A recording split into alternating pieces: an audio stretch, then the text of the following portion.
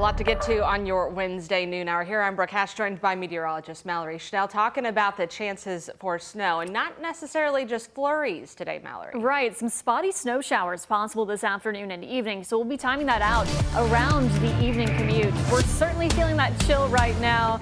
Temperatures are in the 30s all across Kentucky, so noticeably colder compared to the last several days when we had those highs in the 50s, close to 60 degrees at some points. We're at 38 currently in Louisville, 37 in Shepherdsville and Eatown, 34 in Corydon. Of course, once you factor in that wind chill, that takes off a couple of degrees there. So we are dealing with enough of a breeze to drop some wind chills in the 20s, though we have been treated to some nice sunshine after some very early morning light snowfall that tracked off to our east quickly by sunrise. We've had some clearing since then, but clouds are starting to roll back in from the west for the afternoon.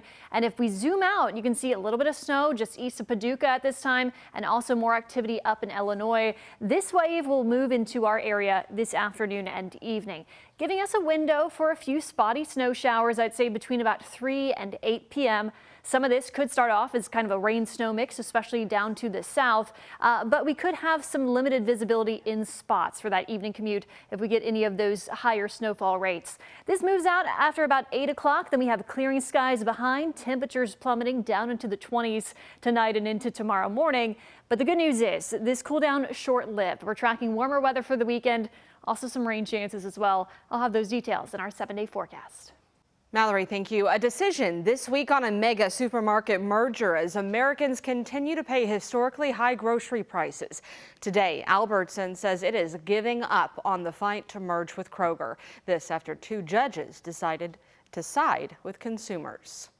A $24 billion grocery store merger put on pause. A federal judge and a state judge overseeing 2 separate cases have halted the proposed merger of supermarket giants Kroger and Albertsons, claiming the deal would drive up prices for customers. The effect of that merger may be to substantially lessen competition. Kroger and Albertsons claim they need to join forces to better compete with Walmart, Amazon, and Costco. The companies can appeal the judge's rulings, but the cost of keeping that deal together could be challenging. It comes as a key economic report out later today is expected to show the fight against inflation may have stalled.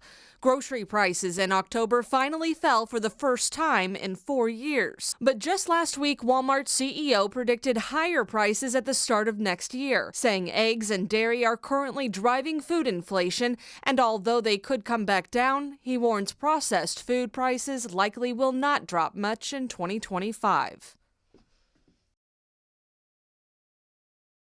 Again, Albertson says it is done trying and just hours ago filed a lawsuit against Kroger, saying the chain refused to offer an adequate package and repeatedly ignored regulators' concerns, causing that merger to be blocked with Albertsons. We have yet to hear anything from Kroger at this hour. Well, right now, Metro Police are looking for at least 1 suspect after a historic church was burglarized. It happened on Monday at Zion Baptist in the Russell neighborhood.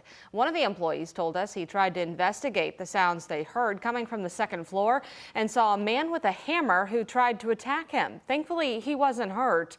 Police officers arrived just after 6 p.m. and found signs of a break-in, but no suspects. Today, take a look. This is who Metro Police are trying to track down. They released these photos of that suspected burglar. One of the church leaders believes it's someone who'd been there before. The way they got into the church, the basement area, I'm thinking they knew how to get to certain places in the church.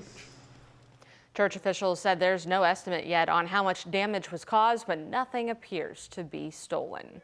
And if you have any information regarding the break-in, they're asking you to call that anonymous tip line at 574-LMPD. Metro Police are also investigating a homicide after a woman's body was found in the Ohio River. That was around 11:30 Wednesday at Cox Park off River Road. This is the 2nd person found at that boat ramp in the past week. This, I should say, was Tuesday. Now, last Wednesday evening, the body of a man was also found in the river there near the same park. Kentucky Senator Mitch McConnell is recovering after a fall during the Senate Republican lunch in Washington. These photos show him with a visible bandage under his left eye and a brace on his left hand. McConnell's office said he was cut and had a sprained wrist. McConnell told ABC News he was feeling good and returned to work shortly after that fall. He is stepping down from his leadership role at the end of the year, but his Senate term does not end until 2026. The 82-year-old has not announced any future plans.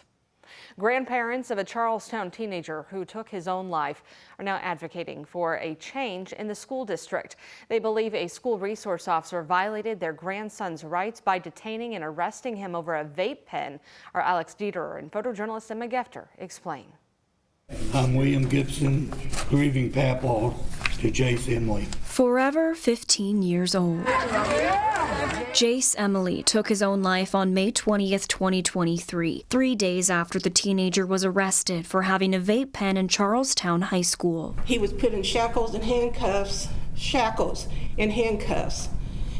taken out of school, arrested and taken out of school without his parents' knowledge. More than a year later, the fight for Jace's grandparents, Judy and William Gibson, is far from over. Our hearts ache that this ray of sunlight is no longer to shine on us. The pair addressed the Greater Clark County School Board. For a 15-year-old nonviolent student that had a 4.6 grade point average, demanding the school board replace the school resource officer who arrested Jace with a city police officer. A lawsuit was filed on behalf of Jace's family, claiming the teen was wrongfully arrested and detained and his constitutional rights were violated. While Clark County School Superintendent Mark Loeffner said he was unable to comment due to pending litigation, the board was not silent. Thank you for coming tonight to the grandparents, this young man.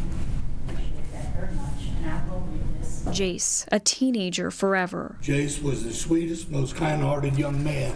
Leaving behind grandparents who want to make sure this doesn't happen to any other child. Alex Dieterer, WHAS11 on your side. No action was taken at last night's board meeting. The Gibsons told us they will keep pushing the board, but they are also seeking help from the mayor of Charlestown to remove the SRO. Tonight could be one of the last chances for Clifton residents to meet with officials from Givaudan. It is the second to last scheduled community meeting. Givaudan's factory exploded last month, killing 2 people and injuring a dozen others, as well as damaging surrounding homes and businesses. Tonight's meeting is from 4 to 6 at the United Crescent Hill Ministries on State Street. A member from the Clifton Council said insurance representatives will also be there. The final scheduled community meeting is next Wednesday. The Louisville Gardens at 6th and Muhammad Ali has sat dormant since 2006, but there are plans to reopen it. 2 years ago, the city chose a group out-of-state real estate and entertainment investors who are called River City Entertainment Group to return it to sound stages. However, there is still no development agreement to start the construction. The mayor says he is optimistic work can begin soon. The good news is progress has been made over the past couple of months. There are folks that have been in that building recently that are doing work. One of the challenges of a building like that is the structure deteriorates, and you might not know what the structure has done over the many years, many decades in this case. Mayor Greenberg says a development agreement will be signed in 30 to 60 days, and he's confident the project will happen. River City Entertainment Group did not respond to our multiple requests for comment.